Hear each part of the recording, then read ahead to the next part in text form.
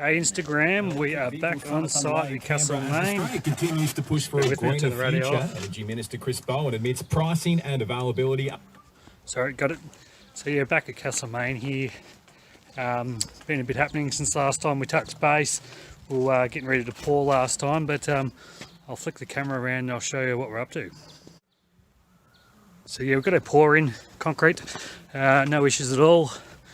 And since that, the polish slab has been done. So yeah, it's just not a traditional house slab in here. It's actually been honed down. So you can see here, it's actually been honed down and exposed this stone. The client has selected a special type of stone to go in it for a nice little feature.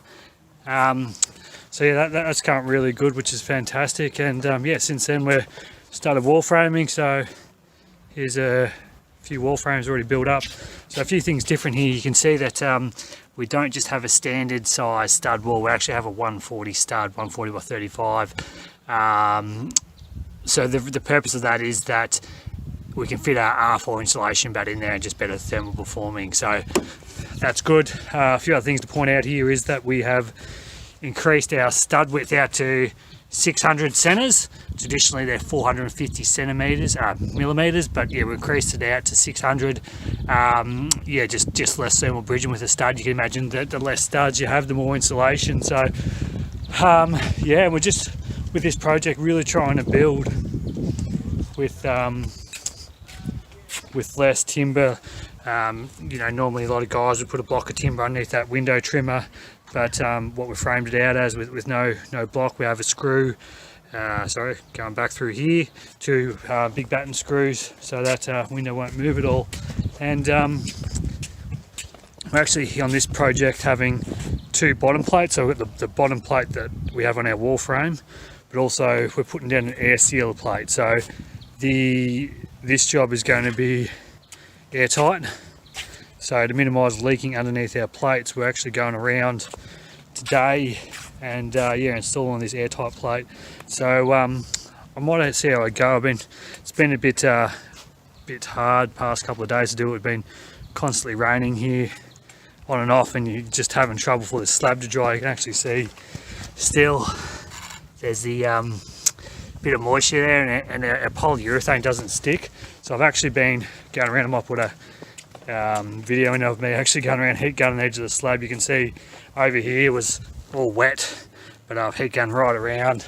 So yeah, we're making sure we get the best performance here.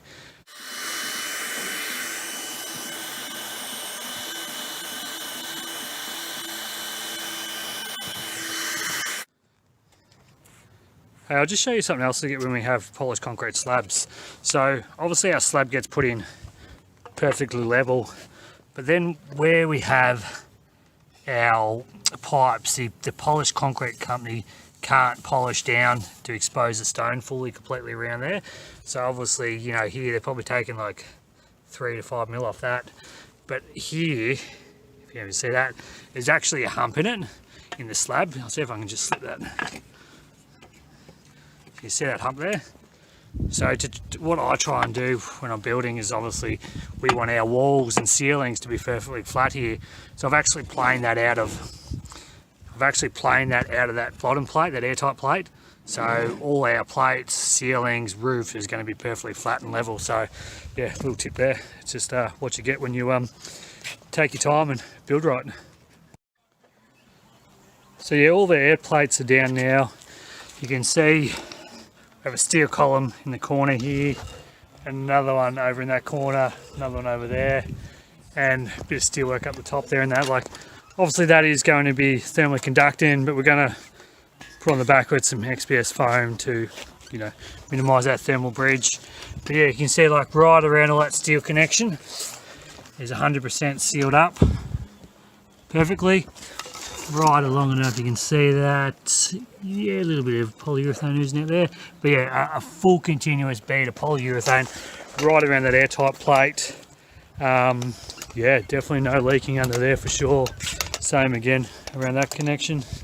So yeah, stay tuned. We'll show you how we detail the rest of it later on.